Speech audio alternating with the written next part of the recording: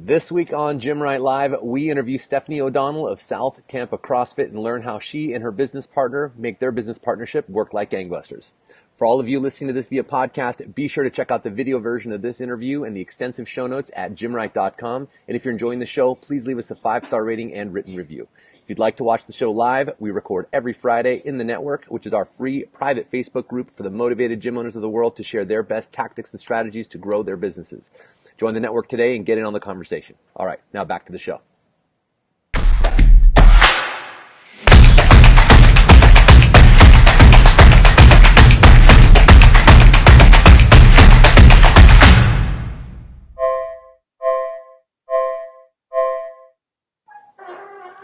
Hello and welcome to this week's episode of Gymwright Live. I am your host, Marcus Gursey, and this week we welcome to the show's special guest, Stephanie O'Donnell, co-owner of South Tampa CrossFit. Stephanie, such a pleasure to have you on today. Welcome to the show. Thanks. I'm excited to be here. Before we go any further, obviously, as you guys can see, I've got a little bit of a different backdrop for me here today. I'm actually on vacation here in Mexico, so please excuse any monkeys that jump into my screen or any weird sounds you guys hear in the background. It's just the surroundings here. Kind of pretty, kind of cool, but needless to say, we're going to do this thing. So, Stephanie, now you are half of the equation, half of the powerhouse out at South Tampa CrossFit. Obviously, Trish couldn't join us here today. So you're going to be speaking on behalf of both of you. I think this is a really important topic to address here for our audience because there's a lot of business partnerships, that I see struggling. And, people who got into business because they're friends and they trust each other and, they find themselves in a pretty sticky situation where, it could be communication breakdown or a whole variety of different reasons that the business partnership can struggle, which obviously then only takes away from the whole reason of being in business together in the first place. So I'm excited to dig in with you today. Yeah, for sure. So, Stephanie, tell us a little bit about yourself and South Tampa CrossFit. For sure. So my name is Stephanie O'Donnell, as you mentioned. I am co-owner with Tricia. I have 3 kids, been in Tampa for about 5 years. We are a relatively young gym. We're in our 3rd year of operation now. And at our onset, and this will probably be helpful for a little bit of context, we merged 2 existing CrossFit gyms with the idea that, we could pool our resources and our strengths and create this really unique, amazing space. We have a brilliant standalone retail facility with all the bells and whistles. We have an amazing team of 7 coaches and 3 childcare providers to help us offer our, kick-ass services. And we feel pretty lucky to be in the business of improving people's lives. Yeah, you guys run a great facility down there. And again, thanks for being on today. So I think you guys have a lot you can share, not just about the partnership, but I think just in general, you two, we just wrapped up the Foundations program working together. And you guys run a hell of a gym. So how did you and Tricia get into business together? We actually met in a 30-minute express moms class at one of the original gyms that was part of the merger. And it was super casual. I think like 90% of us had never touched a barbell, and could do basically nothing. And then, as one does, we continued to come and acquire new skills. And then, I guess it's safe to say that we dove in head first and totally drank the Kool-Aid and we love what we do now. But, so at that time, she and I were both pregnant, actually. So she was pregnant with her 2nd and I with my 3rd. And we had become pretty accustomed to working out like in the AC-free warehouse in Ybor. But, to be honest, it had just become a challenge. I mean, I've got 3 kids and 2 of them are running around all the time and her kids are going crazy. And, it was hard to get through any single workout uninterrupted. And, there was always the concern that at any given moment, one of the kids or one of us could have a heat stroke because it's like 150 degrees because, Florida. And so we kind of knew we just early on, like, we can do this and offer a little more of a family friendly experience. It doesn't have to be this way necessarily, although I do love the like bare bones box, and there's always a place in my heart for that. I think that, we as people and as CrossFitters and CrossFit in general is kind of growing up a little bit, and people do want to be able to have an uninterrupted workout and know that their kids are going to be taken care of. So, anyway, at some point, we kind of always were just looking around for spaces, and at some point, Tricia found this amazing space, and it's like, when you're on the right path, it's like the universe kind of sends you signals, and things seem to line up and just go as they should.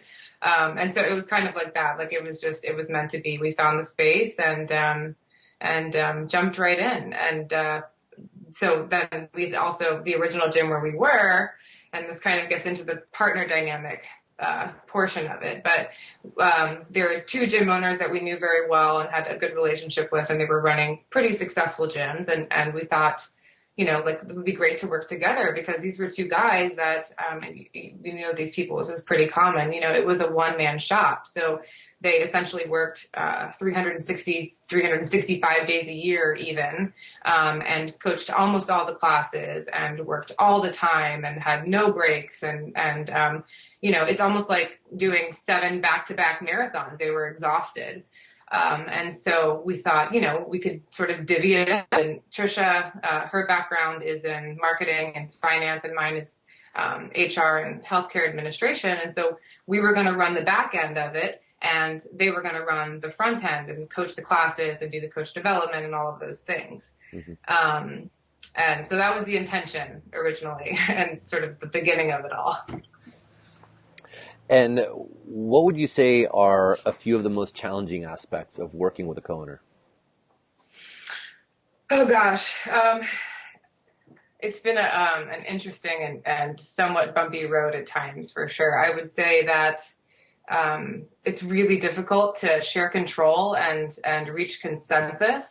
Especially we had the two gym owners previously who had been essentially, dictators of their little fiefdom, and all of a sudden they had to share all of this decision making, and it took a lot more time and a lot more discussion to do anything, essentially. So that was a bit of a challenge.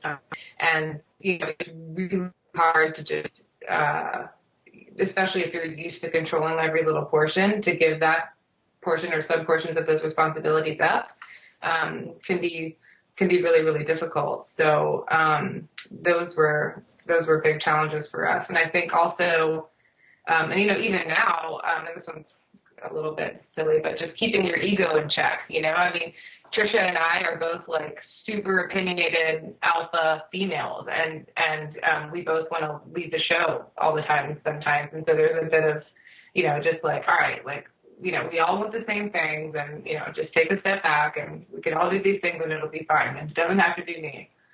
So a couple of things, I guess. Now, what do you believe are some of the most important foundations to have in place when you're working with a business partner?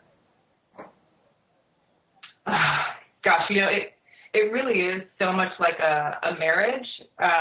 In the beginning, we used to say, we always use this analogy. Tricia would always say, okay, well, if we're going to jump into bed with these people, then, it's serious, and kind of just use that. And then as we spent more time together, and then once the gym was created, we took it even further. And I was like, all right, well, we got into bed with these people, and now we have a child, which is this gym, right? And it very much feels that way. So I think, just as with a marriage, I think number one is probably trust. You really have to believe in the abilities of the person that you're partnering with, and also understand that, they know what the business needs as well, and they have the best interests of the business at heart. And, I do think, again, like it's like having a child. You constantly worry about all the things, and in order to be comfortable with relinquishing some of the control, which kind of goes back to one of the issues that we faced, you really do have to have, trust and mutual understanding. And ultimately, one of our original partners, one of the first gym owners, ended up leaving because essentially he just didn't have that confidence in the other partner. So I think it's crucial. And then that kind of leads me to my other point, which is you really have to have clearly delineated roles and responsibilities.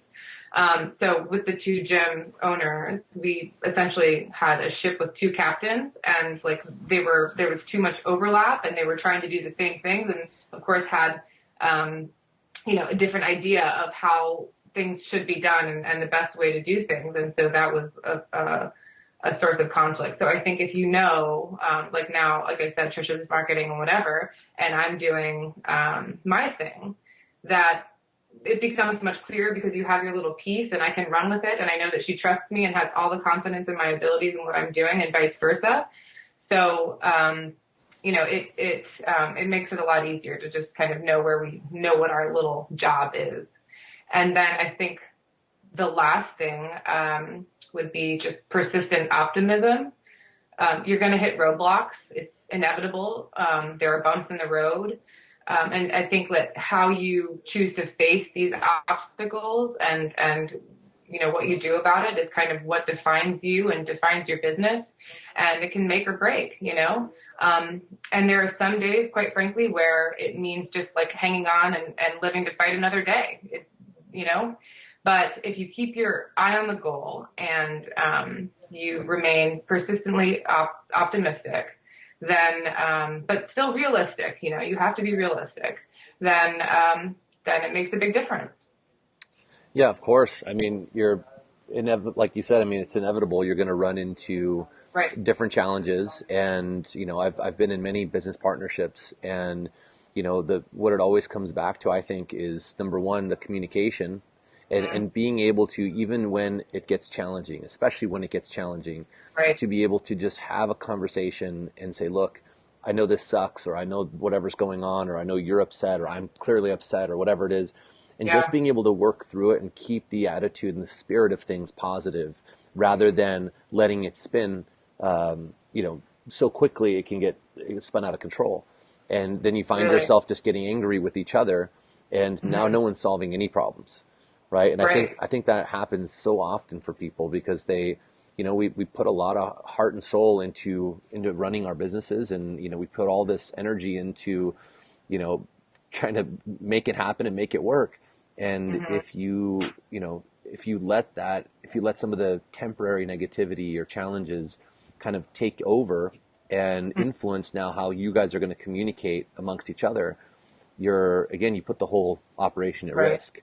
I've seen a lot of gyms fail, and people fail because they didn't let their ego, weren't able to put that ego aside and say, look, this is, it is what it is, and let's just work through it. Let's just figure out how to solve the problem rather than win the argument or whatever is happening, right? Or whatever it's become. It's really unfortunate. Yeah. During the Foundations program, I signed an extra book for you two to read, The Love Languages. Will you tell us a little more about how that helped your business relationship? Yeah. It was a great book, for sure. I mean, I would just say, like, through all of these, extra resources and stuff, I feel like not only am I a better business owner after having done the Foundations program, but like a better human just in general. I mean, because so much of this just translates everywhere, So anyway, Tricia and I mean, we really did struggle for a little bit. And it's like you mentioned at the beginning, we came in and we were friends. And then, we had to work together and went through so many very, very stressful situations. And then the friendship was really strained. And for a period, it was like almost no friendship anymore because we were just so tense at work and couldn't figure out how to like wade through everything. And so we really did need to like take the opportunity to rebuild a little bit. And this book, The Love Languages, was huge in that. So basically the premise is that, people receive love in different ways. And he's narrowed it down to 5 different ways. And it's acts of service and quality time, touch, words of affirmation, and gifts. My daughter would kill me, actually. She, funny, we actually listen to this in an audible in the car most of the time because I'm always running around between one activity and the other. Anyway, I was talking about the book to somebody, and all of a sudden, out of nowhere, my daughter chimes in. She's like, "I'm gifts and quality time." Like everybody at my family now knows what they are. But anyway, so basically the idea is that in order for a relationship to flourish, you have to be able to express love and appreciation in a way that the receiving person can understand it, basically. And so, there can be a real disconnect between couples or business partners because of this. So I like acts of service. I think that's how I, feel appreciated. And Tricia's very much words of affirmation. And we really didn't know this prior to reading the book. And so, I would express my appreciation to her by, picking up a coffee for her or like trying to help with some of her responsibilities or whatever. But she would feel largely unappreciated because she just wanted me to be like, hey, you're doing a great job. Amazing. Thank you so much, Mm-hmm. And then, vice versa, like she'd be like, hey, like you're killing it. Like, thank you so much for doing X, Y, Z. And really, I felt unloved because I just wanted her to say, hey, you look slammed and so tired. I'm going to help you with this or surprise me with something and, just help me along my way. So, once you figure out what the person's love language is, it's so much easier to tend to the relationship and make sure that they're getting what they need out of it. And our relationship as partners has really flourished just, because of this. And actually my marriage, incidentally, also, which is positive. You're welcome. No, Thank you. yeah, the book, I know that probably people listening to this thinking like, what love languages, my business partner, we're just a couple dudes, wanting to, be in the business of lifting weights and whatnot. But the point is that it's, first of all, I was grateful that you guys followed through on it because it was kind of an obscure thing to assign for you guys, but I felt like it applied, because at the end of the day, again, it's a communication thing. And if the other person isn't hearing you, then what's the point, right? And that's the whole goal with your communication is not just to, say thank you or you're welcome or whatever for the sake of saying it. It's because you're trying to get the point across and make sure that the other person hears it and is appreciated and feels appreciated and so on, which is critical in your partnership, right?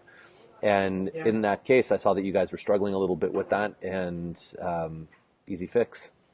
So anyway, so let me see here. Now that you guys have finished the program and have systems and processes in place, how has that made each of your jobs easier and more in sync? Oh my gosh. The program was just truly transformative for us. I do feel that we're a different business since having completed it. Before the program, we were exhausted, we were stressed, we spent tons and tons of time reinventing the wheel over and over and over again. And, perhaps worse, we never had any confidence in any of our decision making. We never knew that or felt that we were doing the right thing, and we second guessed everything, which of course, undermined anything that we tried to do anyway. And so going through the program really helped us to envision who we are and where do we want this business to go. And then with that clear vision in mind, we were able to pull manageable action items and tasks and figure out all right, here's where we are exactly. And here's where we want to go. And these are the steps that we need to take to get there. And the systems are in place to make sure that, things don't fall apart, because it's easy, you do something or you read a great book or something and you're super enthusiastic and ready to attack everything. And then after a couple of weeks, things start to kind of fall off. And then the next thing you know, you're back to square one again. So, the systems really help us to just kind of make sure that we keep staying the course, which is our little motto, stay the course.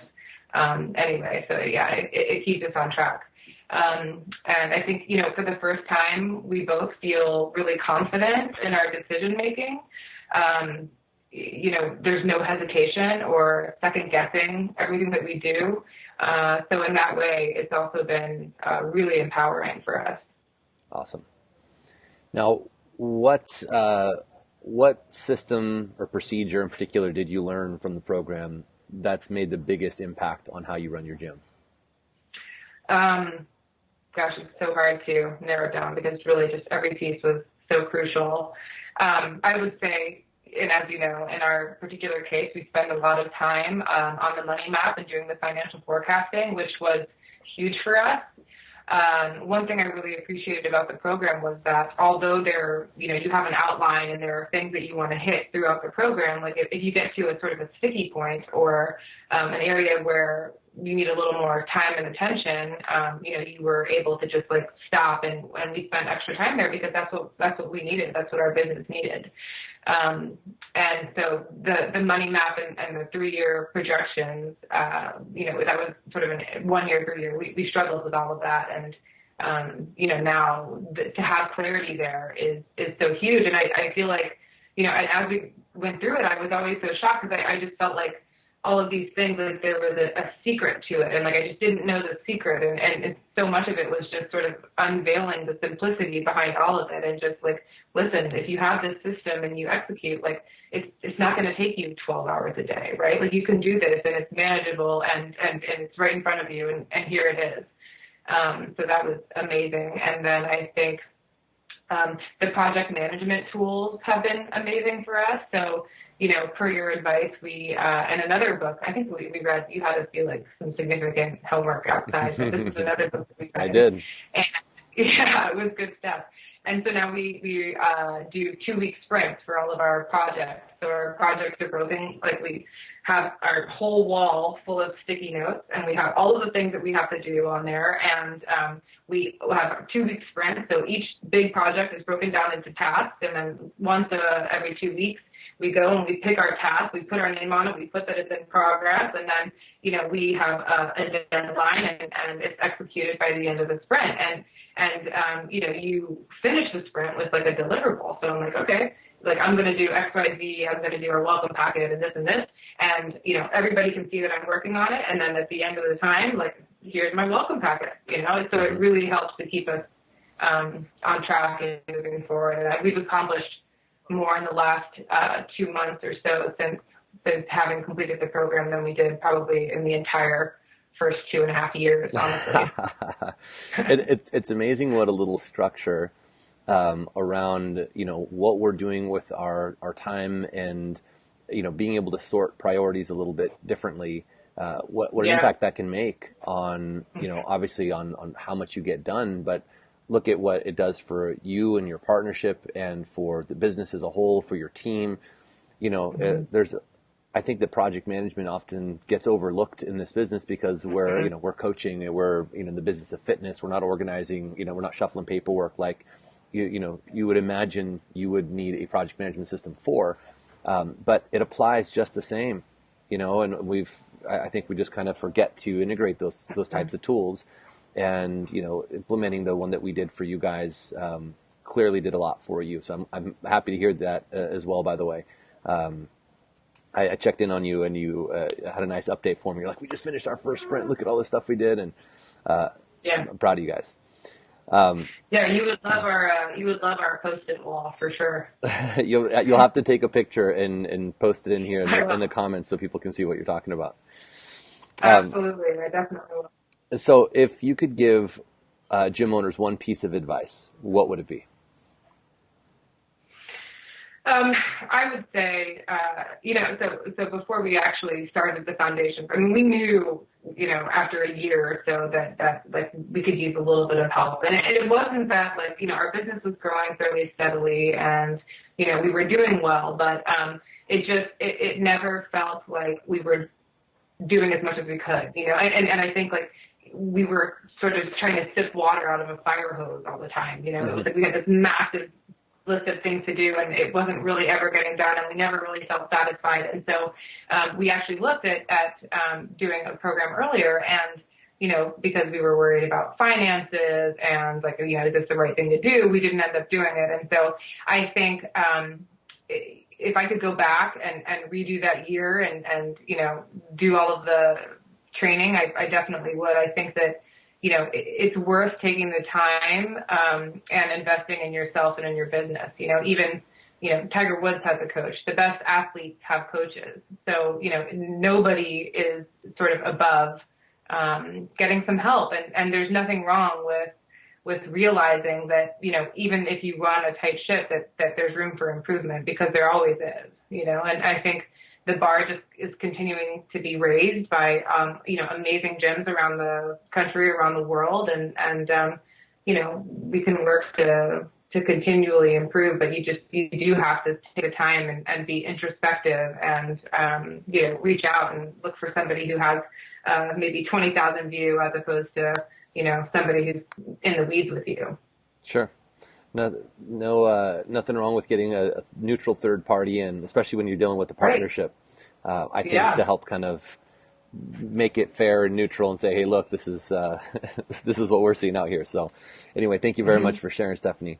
Where can people find out more about you? Yeah, so we have a website, www.southtampacrossfit.com. We love drop-ins if you're not in the area, but you come through Tampa at any point, come visit us, come say hello. We'd love to have you. And Facebook, South Tampa CrossFit, Instagram, also South Tampa CrossFit, so check us out. Awesome. Stephanie, thank you so much for taking some time with us today and sharing about your journey. And I'll see you again very soon. We'll chat again soon. And I want to thank all of you motivated gym owners for joining us today as well. Again, if you're listening to this via podcast, be sure to check out the video version of this interview along with the extensive show notes at gymwright.com. And if you're enjoying the show, please leave us a 5-star rating and written review. Your support means the world to us. Also, if you'd like to watch the show live, you can join the conversation every Friday at 10 a.m. Pacific Standard Time in the network. Thanks again for your support. Now get out there and build something that matters. We'll see you all again next week.